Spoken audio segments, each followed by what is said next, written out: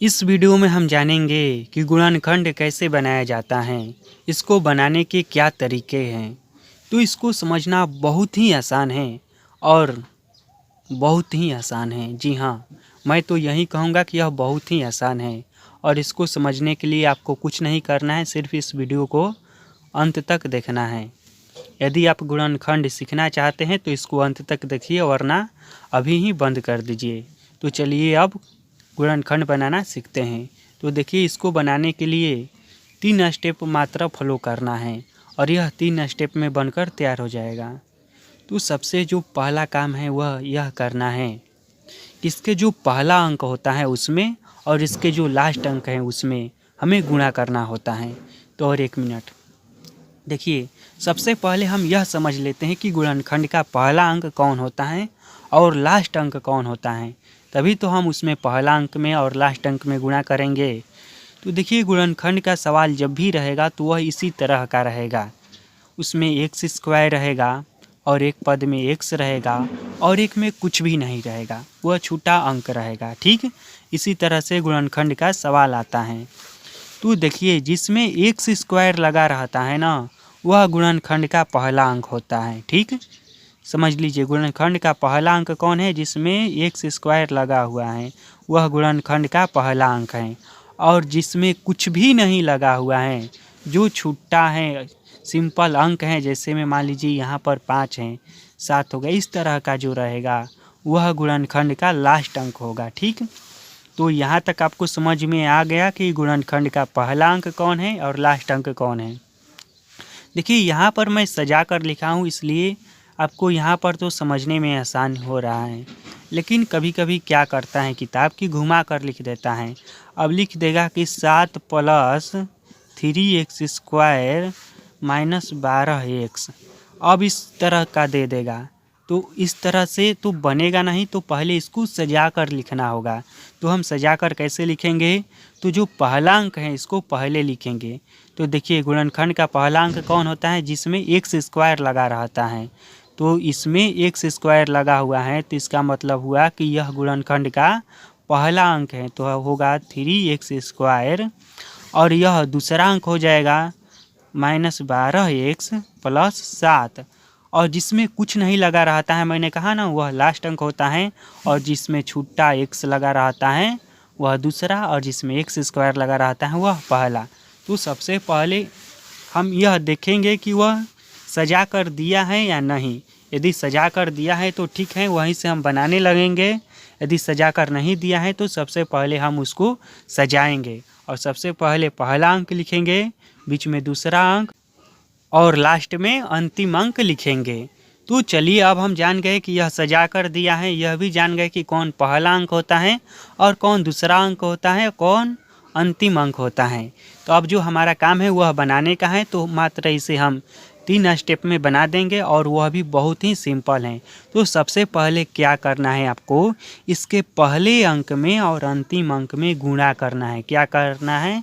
सबसे पहले इसमें गुणा करना है। तो यहाँ पर कीजिए, देखिए, सिर्फ अंक में गुणा करना है, इसमें एक्स स्क्वायर में गुणा नहीं करना है। तो इसका अंक क्या है? 2 है और इसका अंतिम अंक क्या है? 5 है। तो इसमें हम गुणा कर देंगे तो आएगा कितना? 10 आएगा। ठीक, हमारा पहला काम क्या है गुणनखंड बनाने का? कि इसके पहला अंक में और अंतिम अंक में गुणा करना है, जो कि हमने कर दिया और 10 आया है।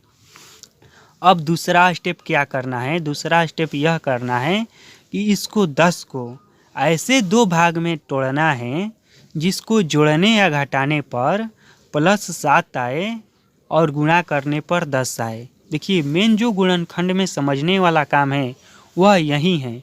उसमें इस बीच वाले अंक को, यानी कि जो गुणा किए हमने वह अंक आया, यह 10 आया, तो इसी को हमें ऐसे तोड़ना है 2 भाग में कि जोड़ने या घटाने पर बीच वाला अंक का, यह +7 है ना, तो ऐसे तोड़ना है कि जोड़ने या घटाने पर +7 आए और गुणा करने पर कितना है? 10 आए। तो देखिए, इसको तोड़ने के लिए भी बहुत ही आसान तरीका है। इसको तोड़ने के लिए क्या किया जाता है? अंदाज़ा या तुक्का नहीं लगाया जाता है। छोटा है तो हम लोग अंदाज लगा सकते हैं, लेकिन जब बड़ा अंक रहेगा तो वहाँ पर अंदाज काम नहीं करेगा। तो इसका रूल है कि इसका लघुत्तम निकाला जाता है। तो इसका हम लोग लघुत्तम निकालेंगे। तो 10 का लघुत्तम निकालेंगे तो 2 से 5 बार में जाएगा। और यहाँ पर देखिए हमारे लिए क्या अच्छा हुआ, हमें 2 भाग में तोड़ना है और इसमें 2 ही अंक ही आए। तो सिंपल सी बात है, अब 2 आया है तो यही 2 भाग होगा, एक 5 होगा और एक 2 होगा। तो वो हमें 2 भाग भी मिल गया जिसमें इसको तोड़ना है। तो एक अंक होगा 5 और एक अंक होगा 2। तो अब देखिए हम यहाँ पर अब बनाना काम चालू करेंगे। तो सबसे पहले जो दिया है उसको हम उतारेंगे। तो 2x² है, इसको हमने उसी तरह से उतार दिया। अब देखिए यहाँ पर +7x है, तो इसको हम किस तरह से लिखेंगे कि जोड़ने पर या घटाने पर +7x आए और गुणा करने पर 10x आए। तो देखिए इसको हम 2x + 5x लिखेंगे तो +7x आ जाएगा। तो यहाँ पर हम लिखते हैं 2x + 5x और यहाँ पर जो अंक है उसी को उतार देंगे ज्यों का त्यों।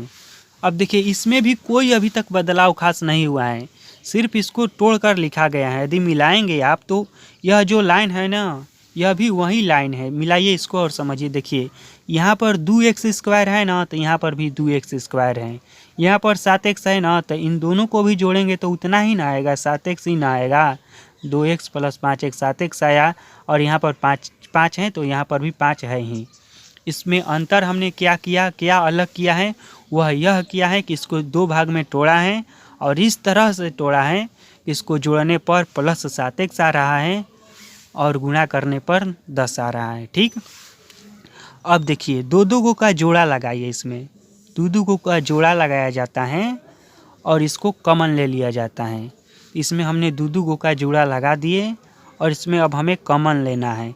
तो इनमें देखिए इन दोनों में क्या शामिल है, जो शामिल होता है, जो दोनों में होता है वही कॉमन लिया जाता है और उसी को कॉमन लिया जाता है। तो देखिए इन दोनों को ध्यान से देखेंगे तो इसमें पाएंगे कि इन दोनों में 2x हैं, तो हम 2x कॉमन ले लेंगे। तो हमने यहाँ पर 2x कॉमन ले लिया।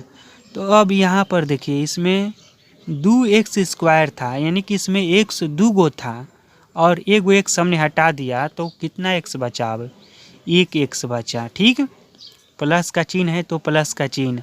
अभी यहाँ पर 2x था और हमने 2x हटा दिया है तो अब यहाँ पर बचा 1। ठीक, यहाँ पर 1 बचता है, 0 नहीं बचता है। ठीक, अब यहाँ पर देखिए प्लस का चिन्ह है तो प्लस का चिन्ह। और इन दोनों में अब बताइए क्या कॉमन होगा। तो इन दोनों को देखेंगे तो इसमें पाएंगे कि केवल 5 कॉमन दिखाई दे रहा है। कॉमन कहने का मतलब कि जो दोनों में हो, जो दोनों में शामिल हो। तो इस दोनों में केवल 5 शामिल हैं, तो हम यहाँ पर 5 लेंगे और यहाँ पर हो जाएगा x और प्लस यहाँ पर हो जाएगा 1। अब देखिए यहाँ पर भी हमने कोई चेंज नहीं किया है। यदि इसको भी सॉल्व करेंगे ना तो इतना आ जाएगा। देखिए आ रहा है कि नहीं, मैं आपको दिखा रहा हूँ। इसको करेंगे 2x है और यह x है, गुणा कराएंगे तो 2x² हो जा रहा है। और फिर 2x में हम 1 से गुणा करेंगे तो 2x आ जा रहा है कि नहीं। फिर प्लस का चिन्ह दे देंगे। फिर देखिए यहाँ पर 5x में गुणा कराएंगे तो यह आ जा रहा है 5x और फिर यहाँ पर 5 में 1 से गुणा कराएंगे तो फिर 5 आ जा रहा है। ठीक, क्लियर होते जा रहा है।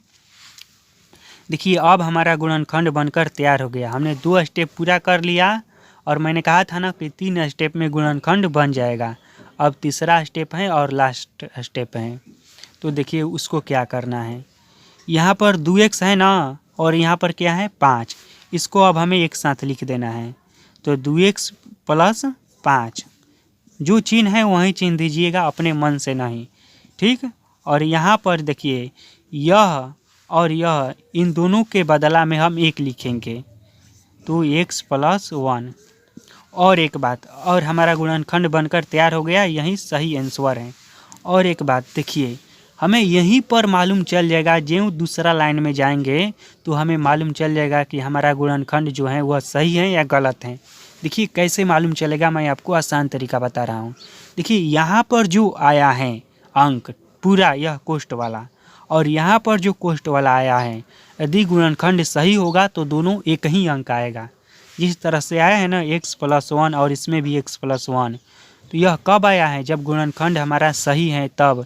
यदि गलत होगा तो यह दोनों एक समान नहीं आता, तो गुणनखंड को सही बना है या गलत बना है, इसको पहचानने का जो सबसे आसान तरीका है वह यह है कि इन दोनों जगह पर यदि गुणनखंड सही होगा तो केवल एक ही अंक आएगा और गलत होगा तो अलग अलग अंक आएगा। तो इस तरह से गुणनखंड बनाया जाता है और हमारा गुणनखंड जो हमने अभी बनाया है वह बिल्कुल ही सही है। इसको एक नज़र और देख लीजिए, एक बार और देख लीजिए कि किस तरह से हमने बनाया है। तो सबसे पहले हमने क्या किया है वह यह किया है कि इसमें और इसमें गुणा कर दिया है, इसके शुरू वाले पद में और लास्ट वाले पद में गुणा कर दिया है, तो आया है 10। अब इसका हमने लघुत्तम लिया है और इसको दो ऐसे भाग में तोड़ा है जिसको जोड़ने पर +7 आए और गुणा करने पर 10 आए। तो यह लाइन क्लियर हो गया। अब इसमें हमने कॉमन ले लिया है, दो दो का जोड़ा लगाकर यहाँ पर, और जो कॉमन लिया था तो उसमें जो यहाँ का शुरू वाला था और इसका एक अंक था तो उसको एक साथ कर दिए हैं और यह दोनों एक ही था तो इसके बदले में हमने एक यहाँ पर लिख दिया है और हमारा गुणनखंड बनकर तैयार हो गया। और एक बात मैं बताना भूल गया कि यहाँ पर जो मैंने प्लस चिन्ह दिया था वह प्लस चिन्ह नहीं होगा, यहाँ पर कोई भी चिन्ह नहीं होगा। इसका मतलब है कि यहाँ पर गुणा का चिन्ह होगा। जी हाँ, यहाँ पर गुणा का ही चिन्ह रहेगा, तो कोई भी चिन्ह नहीं देंगे तो उसका मतलब ही होता है कि वहाँ पर गुणा है। और यहाँ पर प्लस चिन्ह नहीं रहेगा, सिर्फ और सिर्फ इसको और इसको एक साथ कर देना है और इसको ज्यों के त्यों उतार देना है।